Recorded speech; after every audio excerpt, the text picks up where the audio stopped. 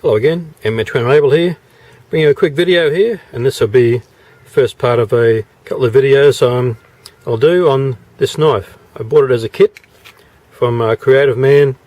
He's based in Australia here. It came really quick, just within a couple of days, and he's got a Facebook group, so that's pretty cool. But I didn't realise that, I just found that he had a website. So he has a lot of knives in kits. So this one's the actual knife. It's already been tempered, sharpened, and 12C27N I think it is. That steel came with the little bolts for it, and the two handles. I got this one, the blue stain type laminated one, so it's already pre-cut. So the holes line up. I checked it already, so I could put on here, line the holes up, and have a little bit of exposed tang at the back. Quite an interesting design, I thought. Just interesting shape for a general purpose knife. So I'm going to try this first, see how we go, and see how, because I just got to fit the handles on, glue them on, and then choose a shape for the handles where I'll just keep more the slab sided or curve it a bit, taper it at the front here so it fits your hand better when you're using pinch grip, things like that. But also see how we go, see if I'm interested in continuing this, because he also has kits just with the blank steel with a couple of handles, so then you can shape your own blade. It also means you have to try and harden it in some way and then temper it. So you can do it with a gas stove or gas oven, gas torch, gas blowtorch type thing, heat it up and that sort of thing. So anyway, just an interesting hobby for me. They're not too expensive. Oh, well, some of the kits are a bit more expensive, but anyway, we'll just see how we go with this. Thanks for watching, and M21 Able. Bye bye for now. Hello, I'm back again, and I finally got around to finishing off the handles of this knife I got. I just showed in the previous little video there. So it took me basically the whole afternoon, some sanding on the machine and that sort of thing. And yeah, it's not quite as easy as you might think, because you might notice, if you remember from the introduction video, these handle scales were quite a lot thicker. I didn't like them so thick like that, so I had to trim them down, sand them on the inside, and try and get them even on the width here, and it worked out pretty well. But I made a few mistakes, like I touched the back of the blade as I was sanding this to get perfectly flat, and so I've got some scratch marks in the blade there on the handle. So I've tried to file them out as best I can. I've got to spend a bit more time on the actual blade getting those scrape marks off, but just all comes to experience. I've rounded off the edges here to make it a bit better. Put scallops just in the front here for thumb scallop sort of thing, and I tried to put a few grooves in the side here, and sort of okay and sort of not okay, but it does add a little bit to the shape of the knife. It's quite interesting to look at shapes, so I'll just give a couple of comparisons just in a moment of how shapes work. And got to be careful using a power sander. You can touch on the screws there and sand off the screws a little bit. All a learning experience, and it gives me a much better appreciation of what knife makers are doing when they're making knives. And even just the fitting of a handle seems to be a straightforward exercise, but it's not as such. So here it is here. You can see the colour change. Got this blue and black on this side because it's a laminated type wood there with the blue and black and grey. This side I've touched it and sanded it a bit too much and sanded right through the blue into the grey on this side. So another little learning experience about how to shape blades and that sort of thing. Though of course if this was a piece of wood all the same colour and not laminated, it wouldn't really show up as such. But I've quite enjoyed doing it, and I think this would be quite a useful knife. I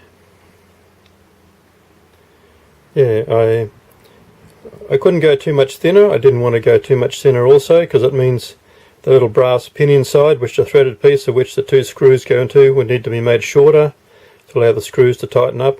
So it's quite a bit to consider in actually making a handle sort of thing. So here it is here, finished off. I used a gloss lacquer over the top, and it looks fairly shiny and it feels quite smooth, but there's a little bit of traction because I've got these hollows put in here and at the front, so I think will work out well. Handle of the knife, plenty of room at the back. This striker's quite sharp, it can strike a ferro rod no problem. The same as on the spine here, quite good in that respect. When I was sharpening the knife, I noticed, I don't know if you can quite see it here, little shine. See the very tip seems to get a little bit fatter. It's interesting, as they've ran the grinder along to make a hollow grind, it's come up here, around here, and this is a little bit wider, so the grind hasn't come across. So it means you got a little bit thicker in the tip there. Just interesting to point out how even grinding, there's quite a little art involved in getting it smooth like that. So there we go. I think this would be, give it a try. It's a little beat a knife in the bush and that sort of thing. Just a comparison of handles. See here this handle of my Schrade 55, great knife. So similar in thickness, or the Schrade might be marginally thicker, but more to compare the handles. See, this one's got this flared part towards the front, narrows down and becomes a bit thicker towards the back. So maybe could do something like that on this one. So you really have to think about what sort of handle shape you want in this dimension as well as this dimension sort of thing, and front to back, up and down. And to compare again, here's another one. This is my rake, great knife. I haven't used it so much, but my brother's used it a couple of times and more than happy with it. Great steel. Oh, this is the 14 C20N, this is a 12 C20N stainless. But to see that this one on the profile here is very rounded on top, and this one is more straight edged, straight up and down, rounded, but it has this still bit of a flare at the front, and then there's this bit of a taper coming down here, so you can grip it, fold on that way. So just a comparison of knife scales as such. What you should design, how to look at it, how it fits in your hand. All these knives fit well in your hand. Depends how you grip it, more up towards your fingers like this. This one fits more that way, sort of thing. And just a comparison with a very squared off scales, just the little Schrade. Great knife again. Feels good in the hand. But you can see it's very, very squared off scales there. So just a couple of examples of knife scales and how to think about them, how to do them, how to fit them, that sorts of things. Just for interest, I've got a sheath for it already. This is by Platitech, an Australian company there, and they are based in Melbourne.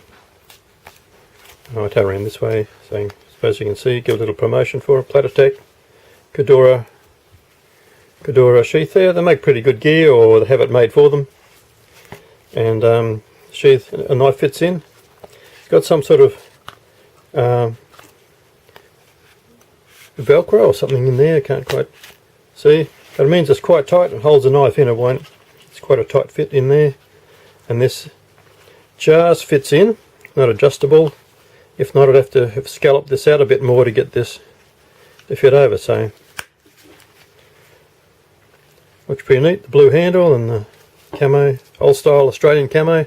They've now moved to the newer style, and it's got this great big belt loop thing top here, and it's got the strap on the back to mount on your pack. Come with this cord and this elastic thing. I don't know what that's for, and I just leave it there for the moment. So there we go. It's a knife put together, sanding, filing.